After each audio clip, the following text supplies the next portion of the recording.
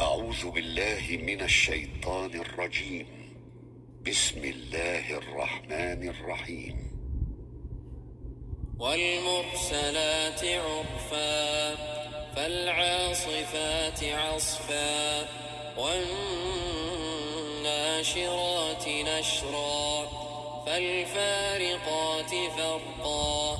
فالملقيات ذكرا عذرا أو نذرا إنما توعدون لواقع فإذا النجوم طمست وإذا السماء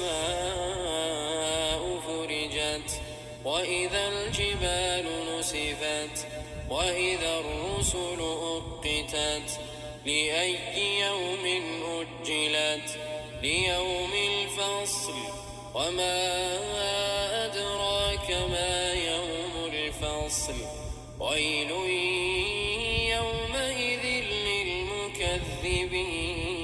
للمكذبين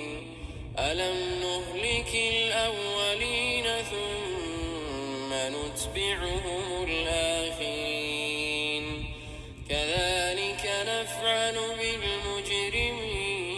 بالمجرمين ويل يومئذ للمكذبين ألم نخلقكم من ماء مهين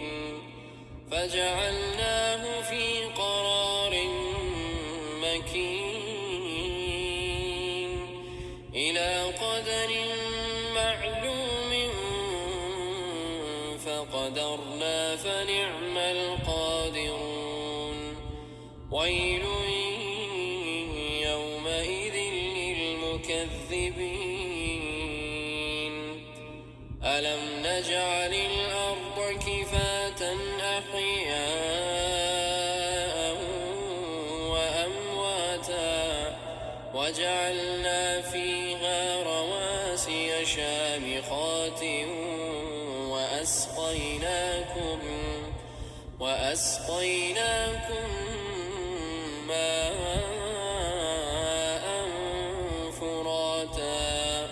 ويل يومئذ للمكذبين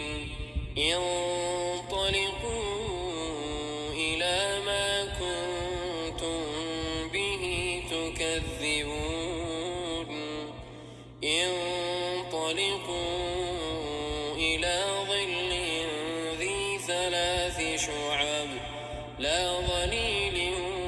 ولا يغني من اللهب إنها ترمي بشرر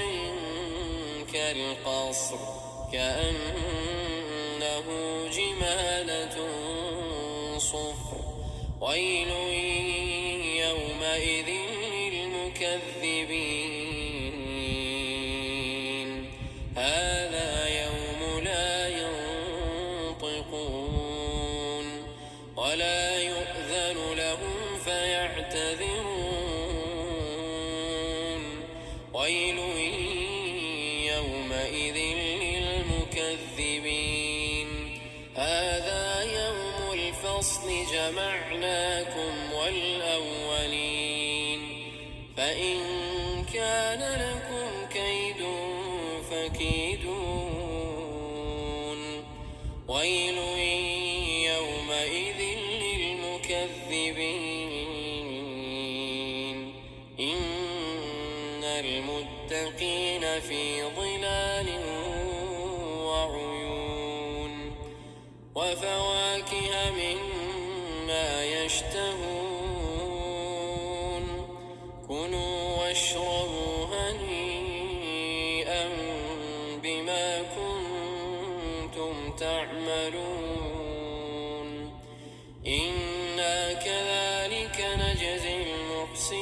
المحسنين ويل يومئذ للمكذبين كلوا وتمتعوا قليلا إنكم مجرمون ويل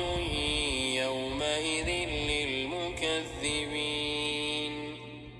وإذا قيل لهم اركعوا لا يركعون ويل يومئذ للمكذبين فبأي حديث بعد